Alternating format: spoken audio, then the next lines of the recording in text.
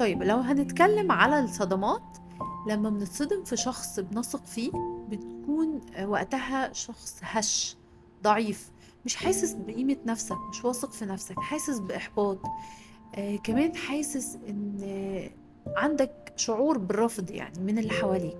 لو اتصرّفت في الوقت ده ممكن تُقع في غلطات ضد مبادئك.